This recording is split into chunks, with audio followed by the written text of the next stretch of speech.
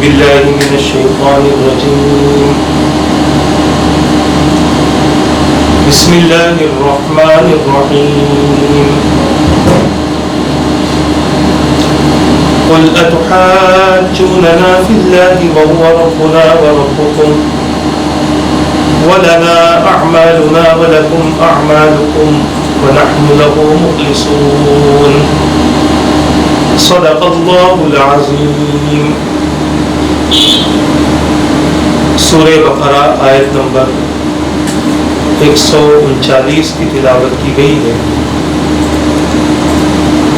اللہ تبارک و تعالیٰ کا ارشاد پاک ہو رہا ہے جس کا معنی و مفہوم یہ ہے: آپ کہیے کیا تم اللہ کے متعلق ہم سے بحث کرتے ہو حالانکہ وہ ہمارا رب ہے اور تمہارا رب ہے، اور ہمارے لیے ہمارے اعمال ہیں اور تمہارے لیے تمہارے اعمال ہیں اور ہم اسی کے ساتھ مخلص ہیں.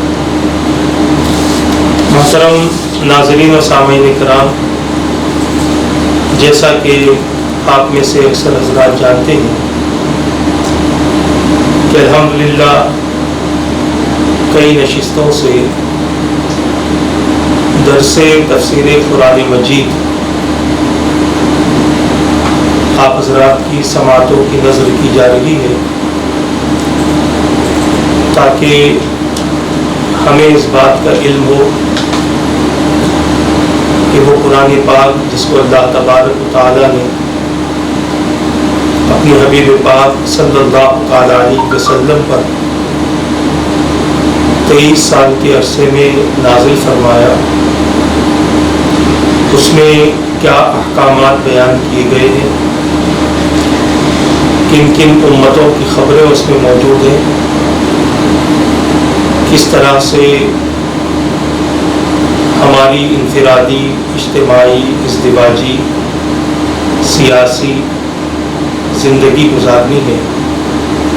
یہ تمام کی تمام تفصیل اللہ تبارک و تعالیٰ نے قرآن مقدس میں بیان فرمائی. اور قرآن کریم کے نزول کے وقت میں جو لوگ رکاوٹ پیدا کرتے تھے اور اللہ تبارک و تعالیٰ کے احکام کو، حضور اکرم صلی اللہ تعالیٰ علیہ وسلم کے فرامین کو اور دین اسلام کو غلط ظاہر کرنے کی کوشش کرتے تھے، اللہ تبارک و تعالیٰ نے اس کلام پاک میں ان تمام لوگوں کا رد فرمایا اور اپنے دین کو اللہ تبارک و تعالیٰ نے غالب بھی فرمایا، اپنے اسلام کا تحفظ بھی فرمایا، قرآن کی حفاظت بھی فرمائی اور حضور اکرم صلی اللہ تعالیٰ علیہ وسلم کی عظمت و شان کو ظاہر فرمایا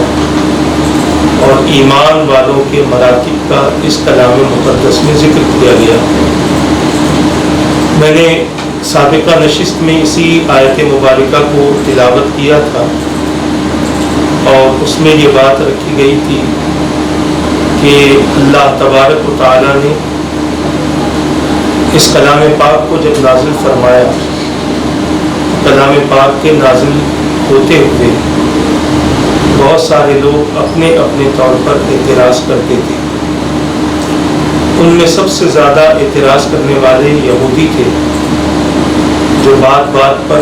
حضور اکرم صلی اللہ تعالیٰ علیہ وسلم کی ذات کو لے کر، اللہ کے دین کو لے کر، حضور کی لائی ہوئی شریعت کو لے کر اور پھر بعض انبیاء کرام کے حوالے سے غلط عقیدہ رکھ کر حضور اکرم صلی اللہ تعالیٰ علیہ وسلم سے اور بعض اوقات صحابہ کرام علیہم الرضوان سے حجتیں کرتے تھے.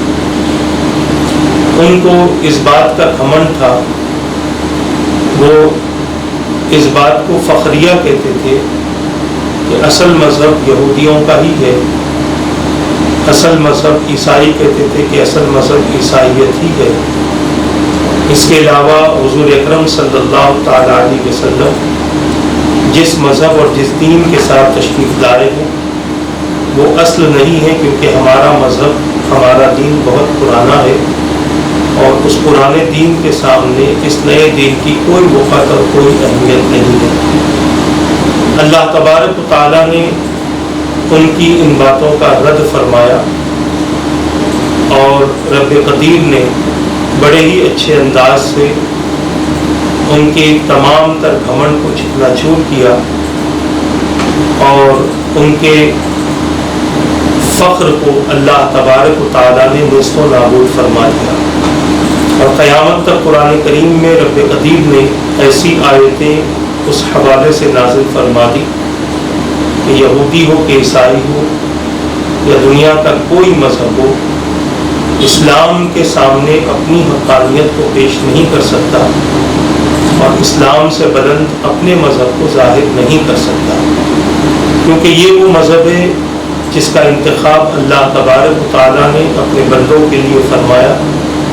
سارے انبیاء کو رب قدیر ہی نے مبعوث فرمایا، اور ہر نبی اللہ کے دین کی دعوت دینے کے لیے تشریف لائے، اسلام کی دعوت دینے کے لیے تشریف لائے۔ جن قوم کے جن افراد نے انبیاء کرام علیہم الصلاۃ والتسلیم کی دعوت کو قبول کیا،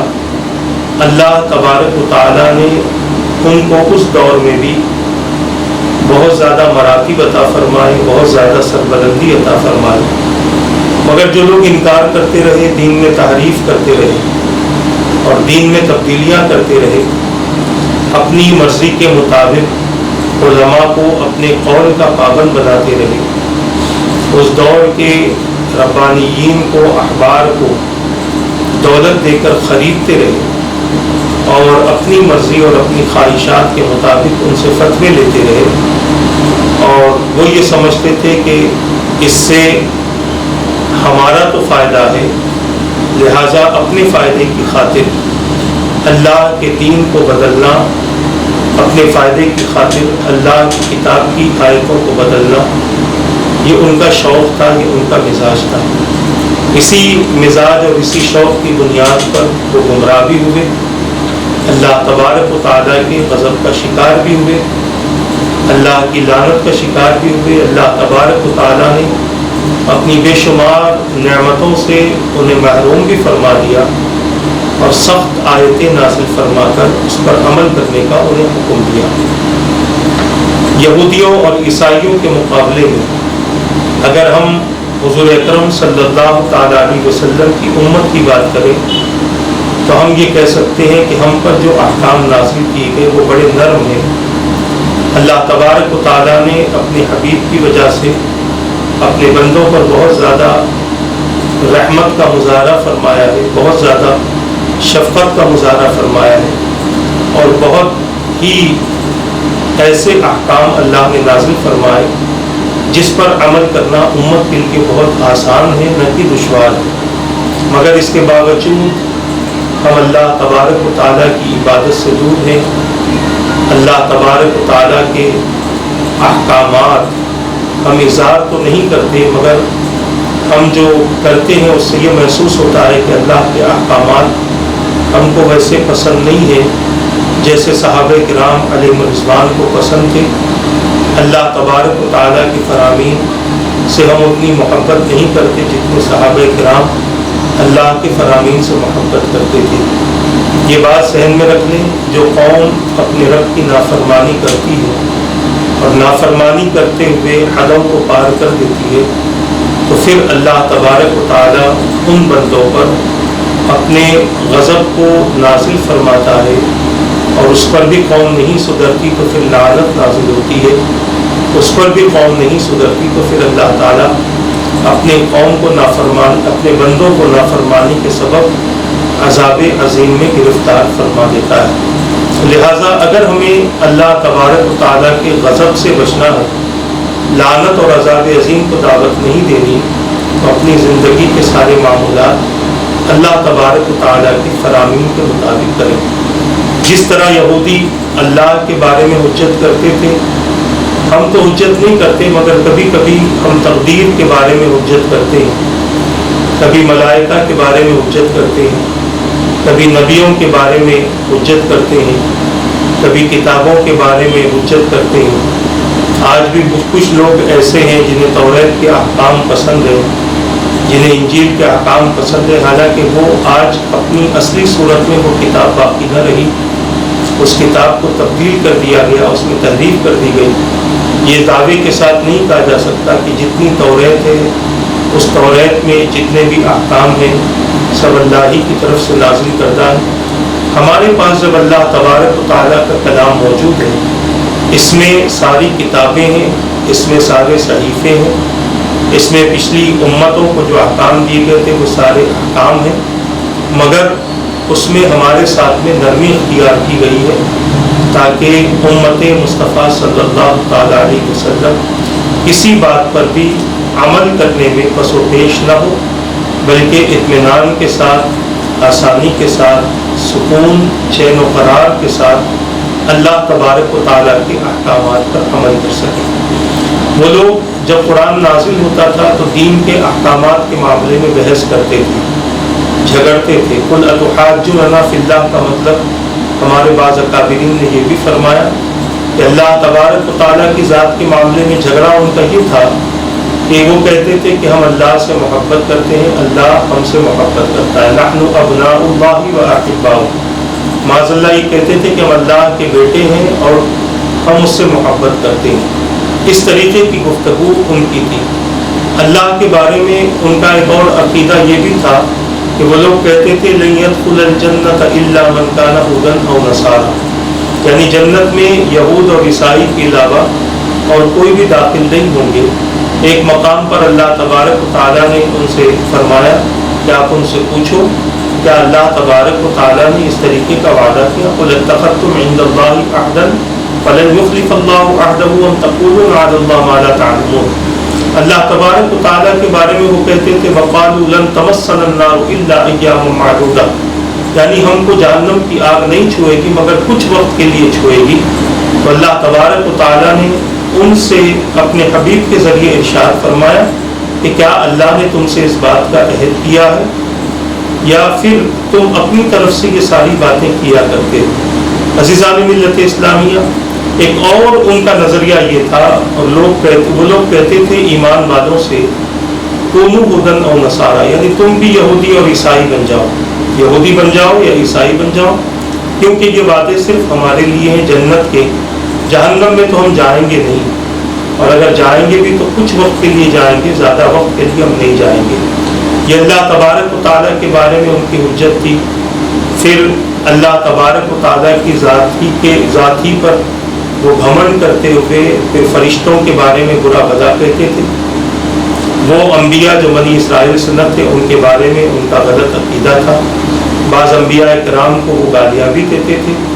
اور یہی وہ لوگ ہیں جو انبیاء کو ناحق قتل بھی کرتے تھے۔ وَيَقْتُلُونَ النَّبِيِّينَ بِغَيْرِ الْحَقِّ، نبیوں کو ناحق قتل بھی کرتے تھے۔ آج افسوس کے ساتھ کہنا پڑتا ہے کہ جن لوگوں نے ہمارے نبیوں کو قتل کیا، شہید کیا، جن لوگوں نے اللہ کی کتابوں میں تحریف و تبدیل کر دی، جن لوگوں نے اللہ کے قانون کی مخالفت کی، جن لوگوں نے حضور اکرم صلی اللہ تعالیٰ علیہ وسلم سے دشمنی کی، جن لوگوں نے صحابہ کرام علیہم رضوان کو برا بھلا کہا، ان کی شہادت پر آمادہ ہوئے۔ جو لوگ ہمارے دین کو تبدیل کرنا چاہتے تھے آج وہی ہمارے دوست بنے ہوئے ہیں، انہی سے ہم دوستی کر رہے ہیں، انہی سے ہمارا تعلق ہے، انہی سے ہماری محبتیں ہیں، انہی سے ہماری عقیدتیں ہیں۔ ان کا جیسا لباس ہمارا ویسے ہی لباس، ان کا جیسا کھانا ہمارا ویسے ہی کھانا، ان کا جیسا زندگی گزارنا ویسے ہی ہمارا زندگی گزارنا۔ ازدواجی زندگی ہم دیکھ لیں، وہ جیسے گزارتے ہیں، جیسے جیسے وہ ویڈیو کے ذریعے ہمیں بتاتے ہیں کہ ایسے کرو ویسے کرو، آج امت مسلمہ کے اکثر افراد ویسے ہی کر رہے ہیں۔ پھر بتائیں ہمارا دعوی عشق رسول کہاں ہے، دعوی غلامی رسول کہاں ہے، ہمارا دعوی حق کدھر ہے، دعوی بندگی خدا کدھر ہے؟ اس بات پر ہمیں غور و فکر کرنے کی ضرورت ہے، اور اس بات کو ہمیں سمجھنے کی ضرورت ہے۔ اگر نہیں سمجھیں گے تو یاد رکھیں تباہی، بربادی، ناکامی، رسوائی اور جتنے بھی عذابات ہیں، اللہ تبارک و تعالیٰ نے جس بدعملی پر جن عذابوں کا تذکرہ کیا ہے، اس میں ہم ملوث بھی ہو سکتے ہیں، اس کا ہم شکار بھی ہو سکتے ہیں۔ تو ایک تو اللہ تبارک و تعالیٰ کی بارگاہ کے حوالے سے وہ لوگ اس قسم کا جھگڑا کرتے تھے۔ دوسرا مسئلہ یہ تھا کہ وہ لوگ اللہ کے دین کے بارے میں بھی جھگڑتے تھے، دین کے احکامات کو لے کر جھگڑتے تھے۔ دین کہتا تھا، قرآن کہتا تھا رشوت نہ کھاؤ، وہ لوگ جھگڑتے تھے۔ قرآن کہتا تھا سود نہ کھاؤ، وہ لوگ جھگڑتے تھے۔ قرآن کہتا تھا کہ گناہ نہ کرو، وہ لوگ جھگڑتے تھے۔ قرآن کہتا تھا کہ اللہ کے نبیوں کو اس طریقے سے نبی مانو، وہ لوگ جھگڑتے تھے۔ قرآن نے کچھ کہا، ان لوگوں نے کچھ اور کیا۔ کیا آج ہماری زندگی بھی اسی طرح کی نہیں ہے جس طرح حضور کے دور میں یہودی حضور اکرم صلی اللہ تعالیٰ علیہ وسلم کے ساتھ کیا کرتے تھے؟ کتنے ایسے افراد ہیں جو آج سود کو سود نہیں مانتے، رشوت کو رشوت نہیں مانتے، ناحق قتل کو ناحق قتل نہیں مانتے، زنا کو زنا نہیں مانتے، شراب کو شراب نہیں مانتے، جوے کو جوا نہیں مانتے۔ کتنے ایسے لوگ ہیں، آپ ان سے کہیں ان کے پاس میں بہت زیادہ دلائل موجود ہیں، اور یہ بہت زیادہ دلائل دینے سے بہتر تھا کہ بندہ مان لیتا کہ ہاں قرآن جو کہتا ہے وہ حق ہے، اور زیادہ دلیلیں دیتے ہوئے بندہ گمراہ بھی ہو جاتا ہے، یہاں تک کہ ایک وقت ایسا آتا ہے کہ وہ کفر تک پہنچ جاتا ہے، کافروں میں شامل بھی ہو جاتا ہے، اور اسے اس بات کا اندازہ نہیں ہوتا۔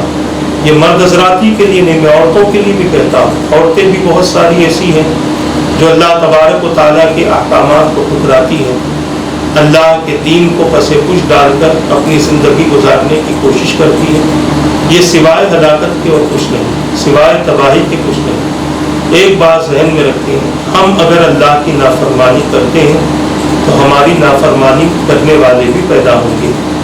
ہم اگر اللہ کے احکامات کو ٹھکراتے ہیں تو ہماری باتوں کو ٹھکرانے والے بھی ہوں گے۔ ہم اگر اللہ تبارک و تعالیٰ سے محبت نہیں کرتے تو ہم سے بھی نفرت کرنے والے پیدا ہوں گے۔ یہ قانون قدرت ہے، اس کو سمجھنے کی ضرورت ہے۔ آج ہماری اولادیں اگر ہماری نافرمان ہیں تو اس کی وجہ ایک تو ہماری تربیت بھی ہے، دوسری وجہ یہ ہے کہ ہم بھی اپنے بڑوں کی نافرمانی کرتے ہیں، ہم بھی اپنے رب کی، اپنے رسول کی نافرمانی کرتے ہیں، جس کی بنیاد پر ہمارے ساتھ بھی یہ معاملہ ہوتا ہے۔ تو عرض کرنا یہ ہے، ایک تو خدا کے معاملے میں وہ حجتیں کرتے تھے، یہودی بہت زیادہ کرتے تھے، عیسائی اتنا نہیں کرتے تھے جتنا یہودی اللہ تبارک و تعالیٰ کی ذات کے معاملے میں اور اللہ کے دین کے معاملے میں حجت کرتے تھے۔ جب بھی دین کا کوئی حکم آتا تو وہ اپنی توریت کی باتوں کو پیش کرتے اور پھر لوگوں سے کہتے ہمارے لیے یہ احکامات ہیں، تمہارے لیے احکامات ہیں۔ حالانکہ حضور اکرم صلی اللہ تعالیٰ علیہ وسلم کے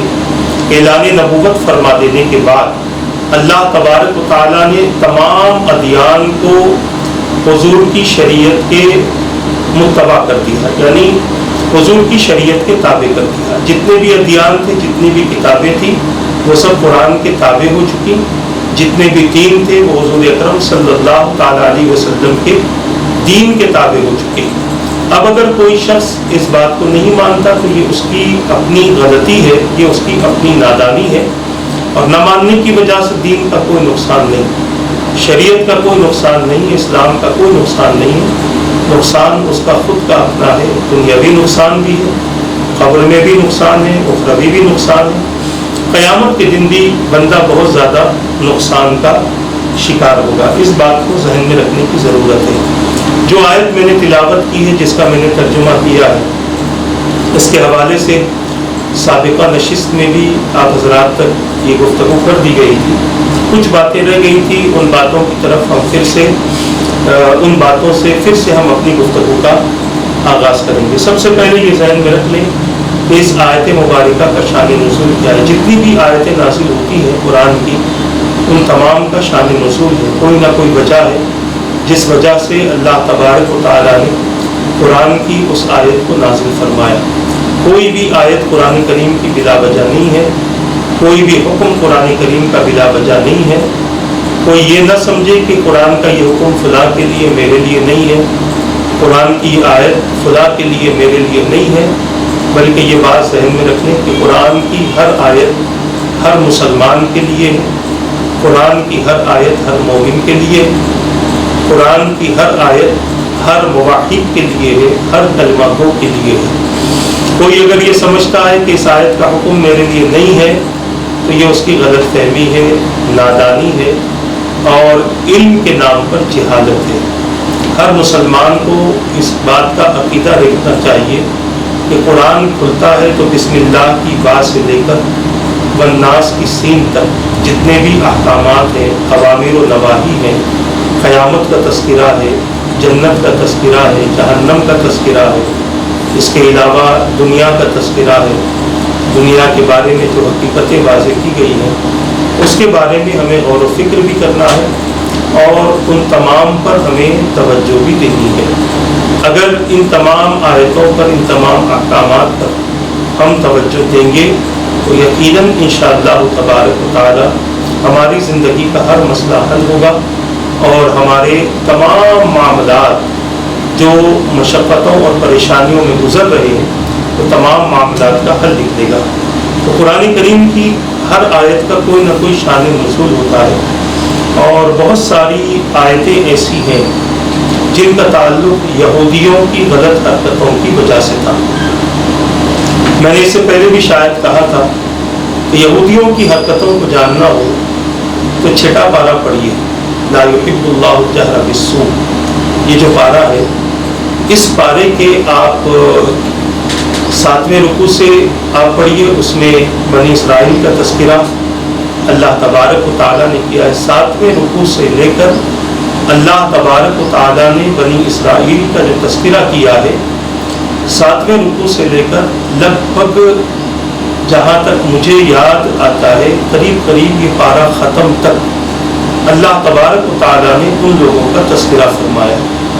اور ان لوگوں کی حال، حقیقت، اعمال، کردار، ان کے معاملات، ان کا انفرادی زندگی، ان کی سوچ کے مطابق جو ان کی اسلامی زندگی تھی،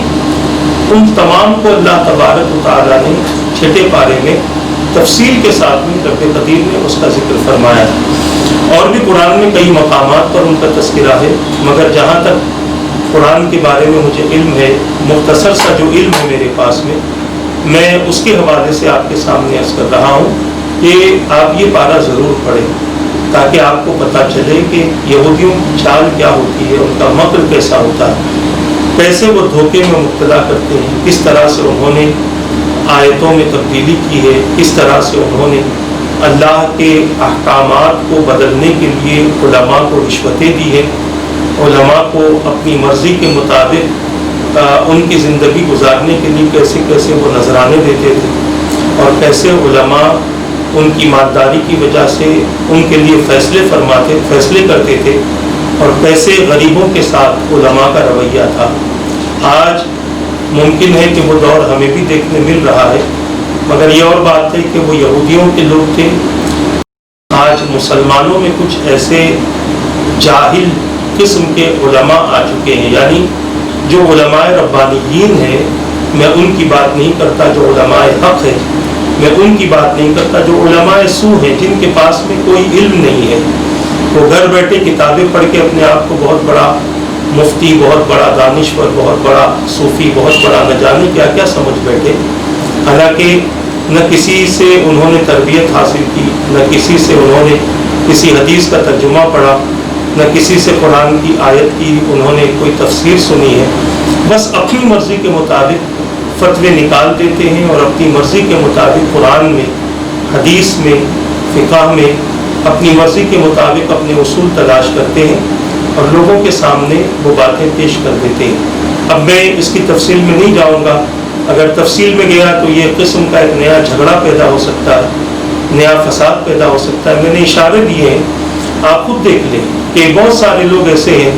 کہ جو نمازوں کو چھوڑنے کو صوفیت کا نام دیتے ہیں، کہتے ہیں دل کی نماز پڑھنی چاہیے، حالانکہ ہم کہتے ہیں دل سے نماز پڑھنی چاہیے، اللہ کی عبادت دل سے ہو، اور دل کی نماز کہہ کر نمازیں چھوڑ دیتے ہیں، دل کا روزہ کہہ کر روزہ چھوڑ دیتے ہیں، دل کی زکوٰۃ کہہ کر زکوٰۃ چھوڑ دیتے ہیں، دل کا حج کہہ کر حج چھوڑ دیتے ہیں، مگر کبھی دل کا کھانا کہہ کر کھانا نہیں چھوڑتے، پانی نہیں چھوڑتے، شادیاں نہیں چھوڑتے، دعوتیں نہیں چھوڑتے، بلکہ ماشاءاللہ آپ دیکھیں اگر دیگ بھی سامنے رکھ دی جائے تو کھانے کی ان کی طاقت ہوتی ہے، میں کوئی مذاق نہیں کر رہا، میں حقیقت آپ کے سامنے عرض کر رہا ہوں۔ اس دور کے علماء بھی تھے۔ میرے حضور اکرم صلی اللہ تعالیٰ علیہ وسلم کی ایک حدیث مبارکہ مجھے یاد آتی ہے۔ میرے آقا صلی اللہ تعالیٰ علیہ وسلم نے ارشاد فرمایا، حدیث مبارکہ کا مفہوم یہ ہے کہ میری امت برابر برابر بنی اسرائیل کے لوگوں کی طرح عمل کرتی رہے گی، یہاں تک کہ اگر بنی اسرائیل میں سے کسی شخص نے اپنی ماں کے ساتھ زنا کیا ہوگا تو میرا امتی وہ عمل بھی کر گزرے گا۔ اور پھر فرمایا کہ میری بنی اسرائیل 72 فرقوں میں بٹ چکے تھے، میری امت 73 فرقوں میں بٹے گی، اور ان میں سے سارے کے سارے جہنمی ہوں گے، ایک فرقہ ناجی ہوگا، اور وہ فرقہ جو میرے اور میرے صحابہ کے دین پر اور میرے صحابہ کے طریقے پر باقی رہے گا۔ تو جو حضور کے صحابہ کا طریقہ تھا وہ معاذ اللہ نماز چھوڑنے والا طریقہ نہیں تھا، زکوٰۃ نہ دینے والا طریقہ نہیں تھا۔ حضرت ابوبکر صدیق رضی اللہ تعالیٰ عنہ نے تو یہاں تک کہ فرما دیا کہ اگر کسی کے پاس سے ایک رسی بھی زکوٰۃ کی نکلنا باقی ہے تو میں اس سے لڑوں گا یہاں تک کہ وہ رسی اس سے حاصل کر کے رہوں گا۔ صحابہ کرام کا طریقہ حج کا چھوڑنا نہیں تھا معاذ اللہ، وہ عمرے بھی کرتے تھے، وہ حج بھی کرتے تھے، وہ صدقہ و خیرات بھی کرتے تھے۔ انہوں نے انفرادی زندگی بھی بڑی اچھی گزاری ہے، اجتماعی زندگی بھی بڑی اچھی گزاری ہے، ازدواجی زندگی بھی بڑی اچھی گزاری ہے، سیاسی زندگی بھی ان کی بڑی اچھی گزری ہے۔ اس طرح سے انہوں نے ذریعہ معاش بھی کیا، کسب بھی کیا، محنتیں بھی کی، اور بڑی اچھے طریقے سے زندگی گزار کر ہمیں زندگی گزارنے کا طریقہ اور سلیقہ عطا فرمایا۔ مگر آج ہماری حالت یہ ہے کہ ہم نے ان کے طریقوں کو چھوڑ دیا، ان کے اصول کو چھوڑ دیا، اور اپنی مرضی کے مطابق زندگی گزارنے لگے، اور قرآن کریم کی آیتوں سے اپنے بچنے کی صورتیں نکالنے لگے، احادیث کے ذریعے اپنے بچنے کی صورتیں نکالنے لگے، فقہ کے ذریعے اپنے بچنے کی صورتیں نکالنے لگے۔ یہ کام ایمان والوں کا نہیں،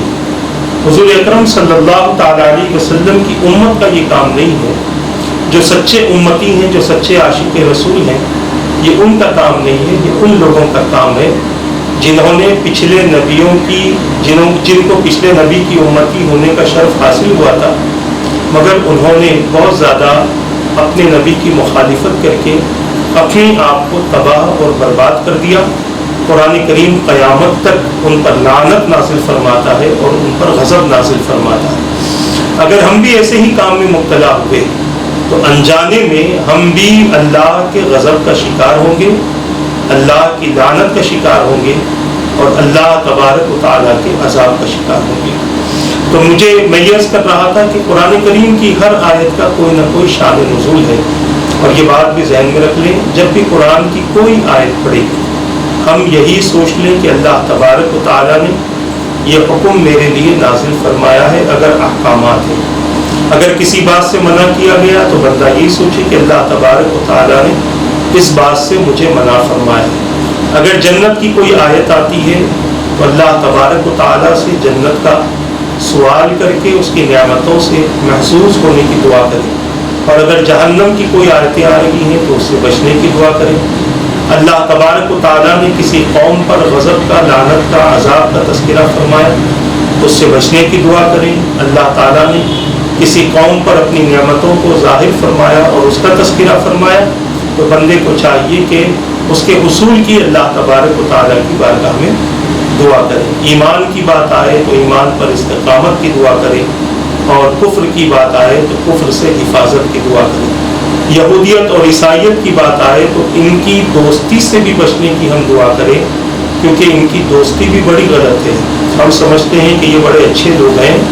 یہ اچھے لوگ نہیں ہیں۔ جنہوں نے ہمارے نبی سے بے وفائی کی ہو، جنہوں نے ہمارے نبی کے احکام سے غداری کی ہو، جنہوں نے نبی کے صحابہ کو بار بار لڑانے کی کوشش کی ہو، اور قرآن کریم کی یہ آیت تو بتا بھی رہی ہے کہ کتنا یہ لوگ بحث کرتے تھے، کتنا مباحثہ کرتے تھے۔ یہ ساری چیزیں معلوم ہونے کے باوجود اگر ہم اس طریقے سے ان سے محبتیں کرتے رہیں، ان کی چیزوں کو ہم لیتے رہے، ان کے طریقے پر عمل کرتے رہے، ان کے ڈیزائن کو ہم فالو کرتے رہے، ان کے ایپس میں ہم اپنا حصہ ادا کرتے رہے، ان کی تمام تر برائیوں میں ہم اپنا رول ادا کرتے رہے، ان کے گانوں کو شیئر کرتے رہے، ان کی پکچروں کو دیکھتے رہے، لوگوں کو اس کی دعوت دیتے رہے، تو یاد رکھو ہمارا دعوی عشق رسول بیکار ہے، ہمارا خدا کی بندگی کا دعویٰ کرنا، خدا کی توحید کا دعویٰ کرنا بیکار ہے۔ کب ہم اپنے اسلام سے ختم ہو جائیں گے ہمیں اس بات کا اندازہ بھی نہیں ہوگا۔ یہ فیصلہ تو کل قیامت کے دن ہوگا کہ بندہ مسلمان مرا یا بندہ کفر پر مرا۔ بعض ایسے مسلمان ہوتے ہیں جن کو کلمہ نصیب ہوتا ہے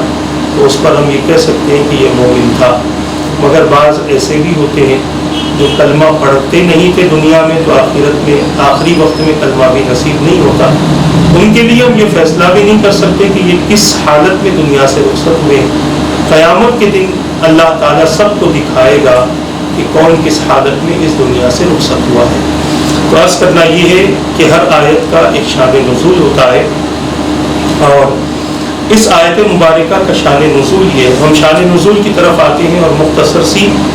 تفسیر کریں گے، اور اس کے بعد انشاءاللہ اسی آیت مبارکہ کو لے کر ایک اور نشست بھی ہم کریں گے، اور وہ نشست بڑی خاص ہوگی جس میں اس آیت مبارکہ کے آخری حصے کا ترجمہ اور اس کا معنی، اس کا مفہوم، اس کے متعلق جو احادیث ہیں اور اس کے متعلق انشاءاللہ تبارک و تعالی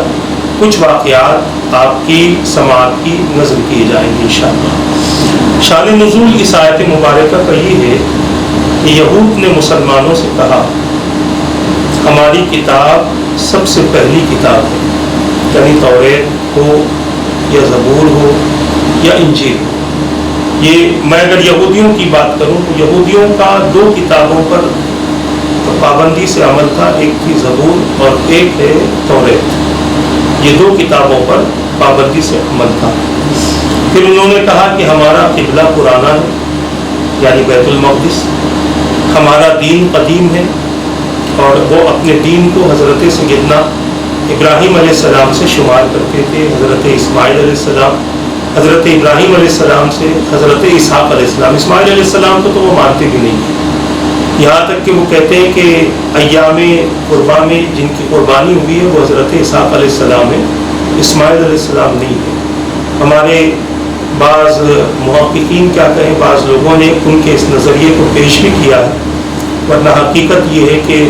تقریباً مفسرین محققین کا اتفاق ہے کہ قربانی کے دن حضرت سیدنا ابراہیم علیہ السلام کی چھری کے نیچے جو ذات تھی وہ حضرت سیدنا اسماعیل علیہ السلام کی ذات تھی، جبکہ آپ کا یہ قربانی کا واقعہ 13ویں سال میں پیش آیا، لگ بھگ 13واں سال تھا آپ کی زندگی پاک کا، اور حضرت اسماعیل علیہ السلام کے 16ویں سال کے بعد، 16 سال جب آپ کی عمر تھی تب حضرت اسحاق علیہ السلام پیدا ہوئے ہیں۔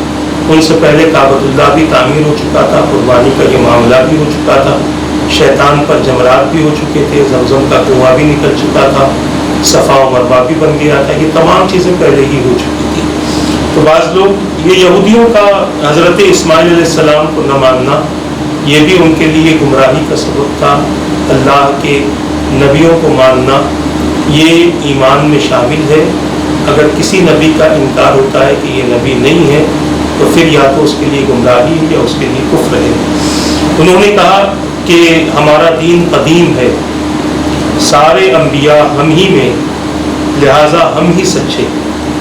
اگر محمد مصطفیٰ صلی اللہ علیہ وسلم نبی ہوتے تو ہم میں سے ہی ہوتے، نہ کہ عرب کے بت پرستوں میں سے۔ یعنی ان کا کہنا یہ تھا کہ جب سارے نبی ہم میں سے آئے ہیں تو پھر محمد صلی اللہ تعالیٰ علیہ وسلم تم میں سے نہیں آ سکتے، ان کا آنا بھی ہم ہی میں سے ہے۔ مگر یہ بات کہتے تو تھے زبان سے، مگر دل سے انہیں اس بات کا یقین تھا کہ محمد صلی اللہ علیہ وسلم ہی آخری نبی ہے، بھلے ہی وہ خاندان قریش میں آئے ہو، خاندان بنی ہاشم میں آئے ہو، بھلے ہی وہ حضرت عبد المطلب کے پوترے ہوں، حضرت عبداللہ کے بیٹے ہوں، بھلے ہی وہ بی بی آمنہ کے گھر سے، بی بی آمنہ کے وطن مبارک سے پیدا ہوئے ہو، رضوان اللہ تعالیٰ علیہ اجمعین، بھلے ہی وہ اللہ تبارک و تعالیٰ نے انہیں عرب کے قبیلوں میں سے اس دنیا میں جلوگر کیا ہو، یہ اللہ تبارک و تعالیٰ کی مرضی رہی ہے۔ بنی اسماعیل میں سے حضور اکرم صلی اللہ تعالیٰ علیہ وسلم کی ذات مبارک کا وجود عمل میں آیا، مگر وہ لوگ اس بات کے منکر تھے، زبان سے تو انکار کرتے تھے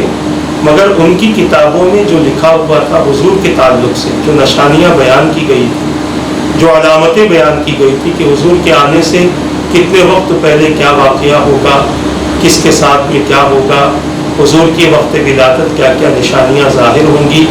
پھر حضور کہاں کہاں کا سفر کریں گے، اور سفر کے چلتے جس درخت کے نیچے بیٹھیں گے وہ سوکھا درخت ہرا بھرا ہو جائے گا، اور وہ درخت صرف اس درخت پر وہی لوگ بیٹھے ہوں گے جو انبیاء کرام ہوں گے۔ حضور کی تعلق سے یہ ساری علامتیں انہوں نے اپنی نگاہوں سے دیکھی تھیں۔ الذین آتیناہم الکتاب یعرفونہ کما یعرفون ابناءہم، ان کے بیٹوں کو جیسے پہچانتے ہیں، حضور کی نشانیوں کو دیکھ کر وہ حضور کو بھی پہچانتے تھے، مگر انکار کر رہے تھے، ماننے کو تیار نہیں تھے، کیونکہ ان کو اس بات کا ڈر تھا کہ اگر ہم بھی مان لیں گے، کیونکہ ہم پڑھی لکھی قوم ہے، ہم بہت زیادہ کتابیں رکھنے والی قوم ہے، بہت زیادہ نبیوں والی قوم ہے، ہم بھی مانیں گے تو ہمیں ان کی غلامی کرنی پڑے گی، ہمیں ان کی باتوں کو ماننا پڑے گا، ان کی شریعت پر عمل کرنا پڑے گا، کیونکہ وہ پہلے ہی اپنے نبی کی شریعتوں کو مٹا چکے تھے، تحریف کر چکے تھے، اور پھر اس طریقے سے وہ اپنی زندگی کو برباد کر رہے تھے، تباہ کر رہے تھے، مگر وہ لوگ ماننے کے لیے تیار نہیں تھے۔ مانتے نہ تھے یہ الگ بات ہے، جیسے مشرکین تھے، وہ نہیں مانتے تھے حضور اکرم صلی اللہ تعالیٰ علیہ وسلم کو، مانتے نہیں تھے یہ الگ بات ہے، مگر ان میں سے بہت کم لوگوں نے حجت کی ہے۔ زیادہ تر حجت کرنے والا ابو لہب تھا، ابو جہل تھا، جو بہت زیادہ حضور سے حجتیں کرتا تھا، اور وہ حجت اس کی کوئی دین کے معاملے میں نہیں ہوتی تھی، اسلام کے معاملے میں نہیں ہوتی تھی، کچھ احکامات کو لے کر اس کی حجت ہوتی تھی،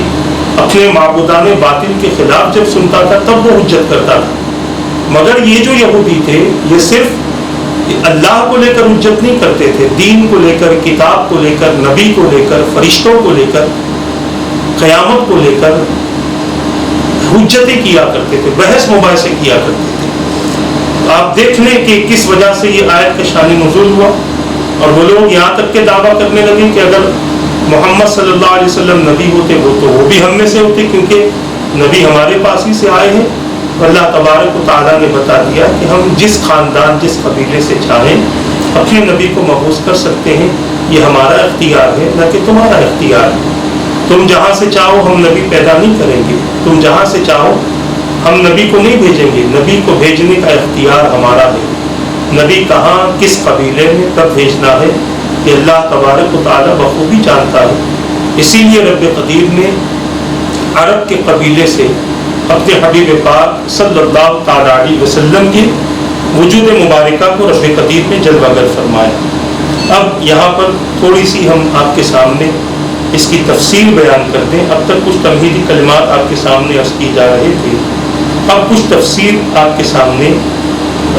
عرض کرنے کی میں سعادت حاصل کروں گا۔ یہ لوگ یا تو اللہ تبارک و تعالیٰ کے بارے میں جھگڑا کرتے تھے، یا پھر یہ لوگ اللہ تبارک و تعالیٰ کے دین کے بارے میں جھگڑا کرتے تھے۔ تو اللہ تبارک و تعالیٰ نے ان سے فرما دیا کہ جس رب کے بارے میں تم جھگڑ رہے ہو وہ ہمارا بھی رب ہے، وہ تمہارا بھی رب ہے۔ یہ نہ سمجھنا کہ وہ صرف تمہارا رب ہے، بلکہ وہ ہمارا بھی پروردگار ہے۔ اور پھر جہاں تک عمل کی بات ہے، تو تم جو اپنے عمل پر ناز کرتے ہو، وہ لوگ عمل بھی کرتے تھے، مگر ان کے اعمال تقریباً برے ہوتے تھے، ان کے اعمال تقریباً غلط ہوتے تھے، ان کے اعمال تقریباً خدا کی نافرمانی ہوتی تھی، اور پھر یہ سمجھتے تھے کہ ہم جو نافرمانی کر رہے ہیں اللہ تبارک و تعالیٰ اسے بھی پسند فرماتا ہے، اللہ تعالیٰ اس کی کوئی پکڑ نہیں فرمائے گا، اللہ تعالیٰ اس کی کوئی پرسش نہیں فرمائے گا، اللہ تعالیٰ اس پر کوئی عذاب نہیں دے گا۔ جیسے میں نے شروع میں ہی عرض کر دیا تھا کہ ان لوگوں کا گمان یہ رہا لن تمسنا النار الا ایام معدودہ، کہ کچھ وقت کے لیے اگر ہمیں آگ چھوئے گی بھی تو کچھ وقت کے لیے ہمیں آگ چھوئے گی۔ اللہ تبارک و تعالیٰ نے نہ ان سے کوئی وعدہ کیا، نہ رب قدیر نے ان کے اس ڈیمانڈ کو اور ان کی اس بات کو پسند کیا ہے، بلکہ رب قدیر نے سرے ہی سے ان کا انکار کر دیا اور فرمایا کفر پر مرو گے تو جہنم ہوگی، جہنم ملے گی، اور ایمان پر مرو گے تو جنت ملے گی۔ تو عرض کرنا یہ ہے، اللہ تبارک و تعالیٰ کے بارے میں وہ جھگڑتے تھے تو مفسرین نے اس کی 5 صورتیں بیان فرمائی۔ ایک تو یہ ہے کہ اللہ کی ذات کے معاملے میں جھگڑا کرنا، یعنی رب کی ذات ہی کا انکار کر دیا جائے، اس کے صفات کے معاملے میں جھگڑا کرنا، اس کے احکام کے معاملے میں جھگڑا کرنا، یا اس کے کسی سچے نبی کے معاملے میں جھگڑنا، یا اس کے نیک بندے جن کو ہم اولیاء کہتے ہیں، اس میں صحابہ وغیرہ سب شامل ہیں، اللہ کے دوست، اللہ کے محبوبین، ان کے معاملے میں ان کا جھگڑا کرنا۔ یعنی یہ 5 قسم کے جھگڑے تھے، اور پھر اس طرح سے وہ جھگڑے کرتے تھے۔ میں نے پہلے ہی عرض کر دیا کہ وہ نبیوں کو لے کر بھی جھگڑتے تھے، وہ دین کو لے کر بھی جھگڑتے تھے، وہ صحابہ کرام کی عقیدتوں کو اور صحابہ کرام کو لے کر بھی وہ جھگڑا کرتے تھے، یہاں تک کہ اللہ تبارک و تعالیٰ نے ان کے اس جھگڑے کا خلاصہ فرما دیا، ارشاد فرما دیا کہ تم ان سے بس اتنا کہہ دو کہ وہ صرف تمہارا رب نہیں، وہ ہمارا رب ہے۔ اب جہاں تک بات ہے زندگی کی، تو رب قدیر اپنے بندوں کی اس زندگی کو پسند فرماتا ہے جس زندگی میں بندہ عمل صالح کرتا ہے، نیک عمل کرتا ہے۔ برے عمل کرنے والے کو اللہ تبارک و تعالیٰ پسند نہیں فرماتا۔ اس کا مطلب یہ نہیں کہ اس کا رزق بند کر دیا جاتا ہے، اسے رزق دیا جاتا ہے، اسے روزی دی جاتی ہے، اس کی ضرورتیں پوری کی جاتی ہیں۔ یہ نہیں کہ جسے رب پسند نہ فرمائے اس کی ضرورتیں پوری نہ ہو، اسے رزق نہ دیا جائے، بلکہ اسے رزق دیا جاتا ہے۔ پھر بندہ یہ سمجھتا ہے کہ میں نافرمان نہیں ہوں، اگر نافرمان ہوتا تو رزق روک دیا جاتا، اگر نافرمان ہوتا تو میری ضرورتیں پوری نہ ہوتی۔ یہ بات ہر کوئی اپنے ذہن میں بٹھا لے اور اپنے ذہن میں ہمیشہ اس بات کو روز روشن کی طرح واضح رکھے کہ نافرمانی کرنے سے رزق بند نہیں ہوتا، اللہ تبارک و تعالیٰ کے ذکر کی لذتیں ختم ہو جاتی ہیں اور اللہ تبارک و تعالیٰ کے ذکر کرنے کو موقوف کر دیا جاتا ہے۔ رزق بند نہیں ہوتا، ذکر کے دروازے بند ہو جاتے ہیں نافرمانی کرنے کی سبب، کیونکہ جب شیطان مکمل طور پر حاوی ہو جاتا ہے تو پھر بندہ اللہ کے ذکر کی طرف مائل نہیں ہوتا بلکہ مکمل دنیا داری کی طرف مائل ہوتا ہے، اسے رزق دیا جاتا ہے۔ اب وہ بندے کی کیفیت یہ ہوتی ہے کہ اپنے حلال اور جائز رزق کو حرام میں ملاوٹ کرنے کی کوشش کرتا ہے۔ پیسہ زیادہ ہو گیا تو سود کا کاروبار،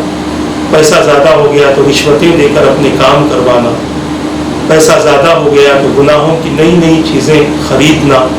خود بھی اس کا استعمال کرنا، دوستوں کو اس کا استعمال کروانا، پیسہ زیادہ ہو گیا تو کسی کا شراب پینا، کسی کا جوا کھیلنا، کسی کا حرام بازی کرنا، کسی کا غیر غلط کاموں میں اپنے پیسوں کو زنا کرتے ہوئے اپنے پیسوں کو برباد کرنا۔ یہ ساری کی ساری اس وقت باتیں ہوتی ہیں جب بندے کے لیے اللہ تعالیٰ اپنے ذکر کے دروازے بند کر دے، اپنی رحمت کے دروازے بند کر دے، تب بندہ اس عذاب میں گرفتار ہوتا ہے۔ تو عرض کرنا یہ ہے کہ اللہ کی بارگاہ میں برے اعمال کا کوئی تصور ہی نہیں ہے، برے اعمال کا کوئی تصور ہی نہیں ہے۔ اور جب یہ لوگ برے عمل کرتے بھی تھے تو جب ان سے پوچھا جاتا تھا تو وہ لوگ کہتے تھے وجدنا علیہ آباءنا وَإِذَا فَعَلُوا فَاحِشَةً قَالُوا وَجَدْنَا عَلَيْهِ آبَاءَنَا، بعض جگہ علیہ آباءنا بھی آیا او کما قال، کہ جب وہ برے کام کرتے تھے ان سے پوچھا جاتا تھا تم یہ کیوں کرتے ہو،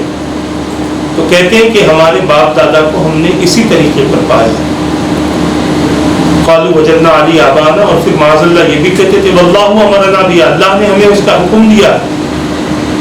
اللہ فرماتا ہے قل ان اللہ لا یأمر بالفحشاء، اے حبیب پاک صلی اللہ علیہ وسلم آپ فرما دیں اللہ تعالیٰ فواحشات کا حکم دیتا ہی نہیں۔ فواحشات کیا ہیں یہ بھی آپ کو پتہ چل رہا ہے، ہم ایک درس حدیث کا ایک سلسلہ چل رہا ہے، اس میں فواحشات کا ہم نے تذکرہ کیا ہے۔ انشاءاللہ بہت جلد ہمارے اس چینل ہدا ٹی وی کا یوٹیوب چینل بھی بنے گا، اس میں انشاءاللہ یہ ساری فائل اپلوڈ ہوگی آپ کو دیکھنے کے لیے بھی آسانی ہو جائے گی. ایک بات ضمناً آ گئی تھی تو میں نے آپ کے سامنے رکھ دی. تو عرض کر رہا تھا کہ فواحشات کا حکم اللہ نہیں دیتا, اللہ تعالیٰ تو نیکیوں کا حکم دیتا ہے. اولئک یدعون الی النار واللہ یدعو الی الجنۃ والمغفرہ. لوگ تمہیں جہنم کی طرف بلاتے ہیں, آگ کی طرف بلاتے ہیں, اللہ تعالیٰ جنت اور مغفرت کی طرف تمہیں بلاتا ہے. مگر ہم ہیں کہ آگ کی طرف جانا پسند کرتے ہیں, کیونکہ وہاں نمائش بہت ہے, وہاں دکھاوا بہت ہے,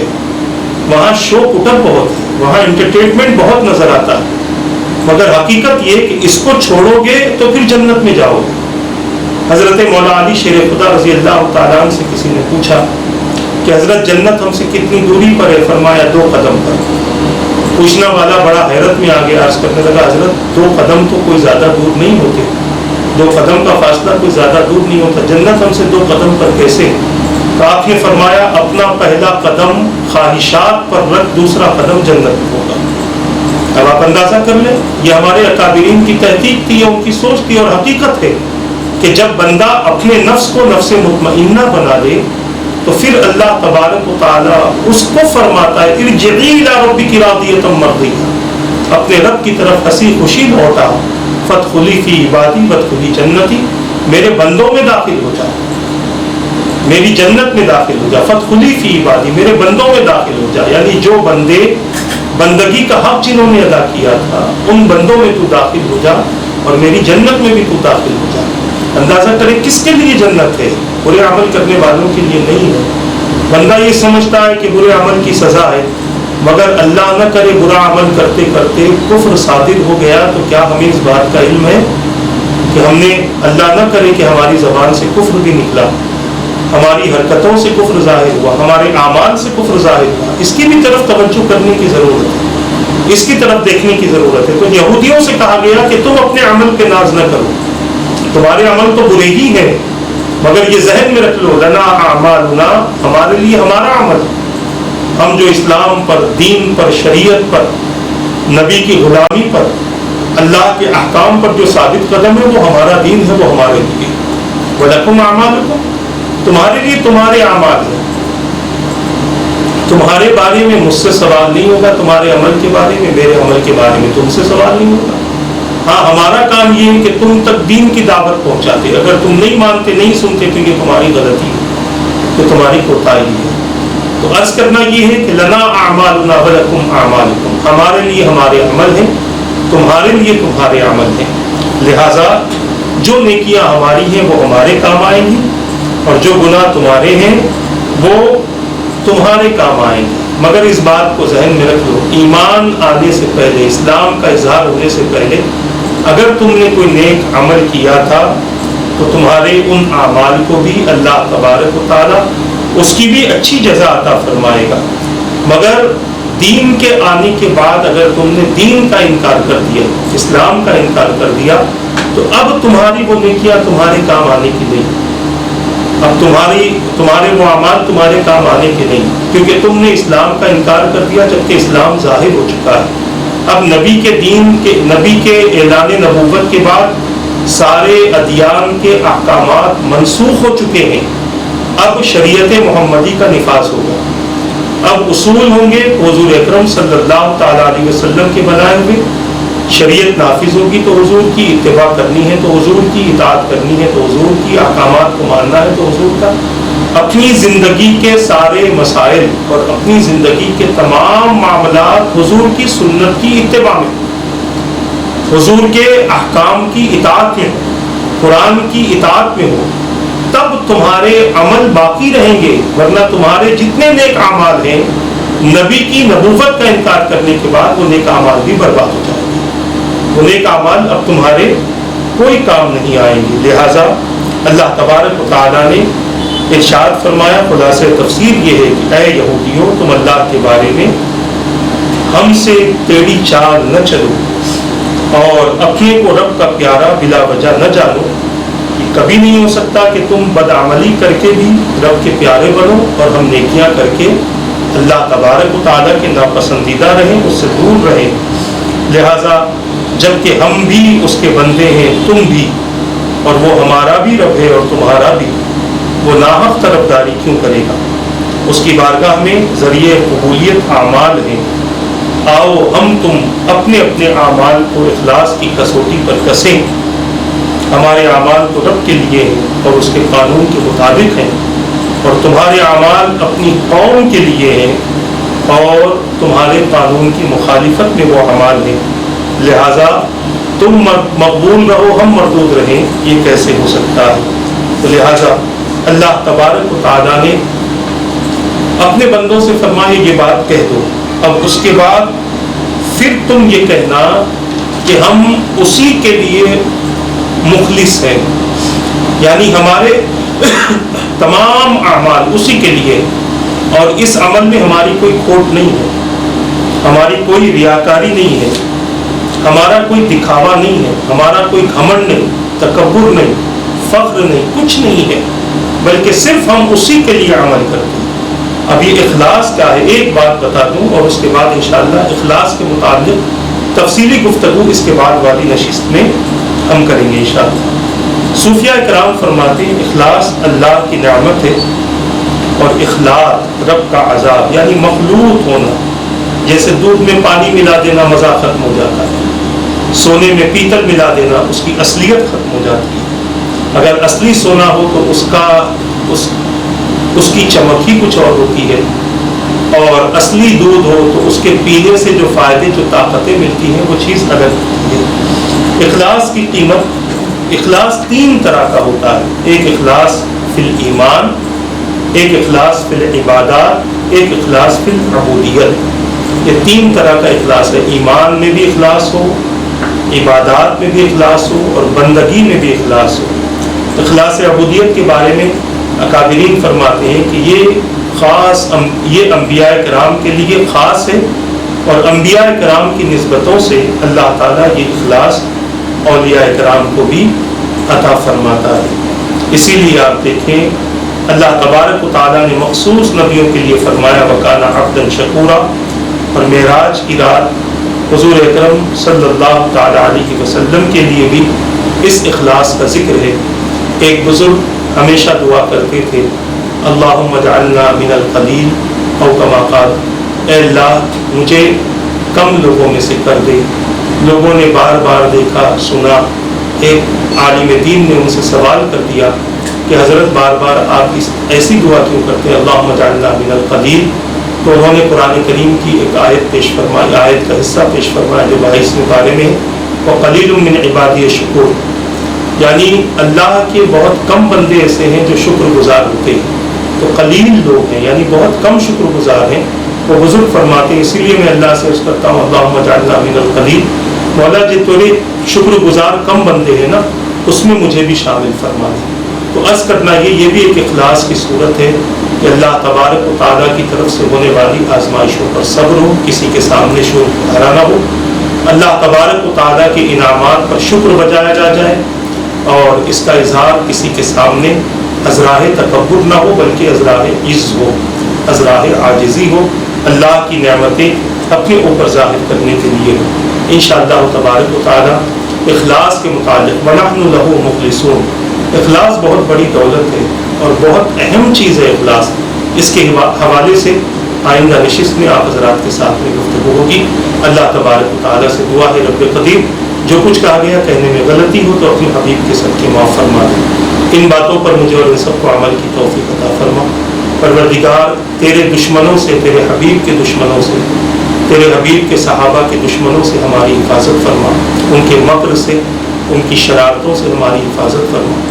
مولا ان کے ناپاک عزائم، ناپاک مشن اور ناپاک منصوبوں سے ہماری حفاظت فرما. رب قدیر ہمیں صراط مستقیم عطا فرما. تیرے محبوبین کا راستہ ہمیں عطا فرما دے. ہم میں ہمارے متعلقین میں جتنے بیمار ہیں مولا سب کو صحت عطا فرما. مہلک بیماری سے ہماری حفاظت فرما. ہمارے جتنے عزیز اس دنیا سے رخصت ہو چکے ہیں، جتنوں کا انتقال ہو چکا ہے اس بیماری کے سبب یا کسی اور سبب مولا سب کی مغفرت فرما. کروٹ کروٹ سب کو قبر میں راحت نصیب فرما دے. تا قیامت قبر میں ان سب کو سکون نصیب فرما. ہمارا بھی خاتمہ ایمان پر فرما. کلمہ طیبہ پڑھتے ہوئے نبی کا دیدار کرتے ہوئے موت نصیب فرما. کل بروز قیامت ہمیں، ہماری نسلوں کو، ہمارے مرحومین کو اپنے اپنے حبیب کی شفاعت عطا فرما دے۔ مولا جن جن لوگوں نے دعاؤں کی نکاح کہتے ہوئے ان کی جائز مقاصد کو پورا فرما برحمتک یا ارحم الراحمین۔ وما علینا الا البلاغ۔ السلام علیکم ورحمۃ اللہ وبرکاتہ۔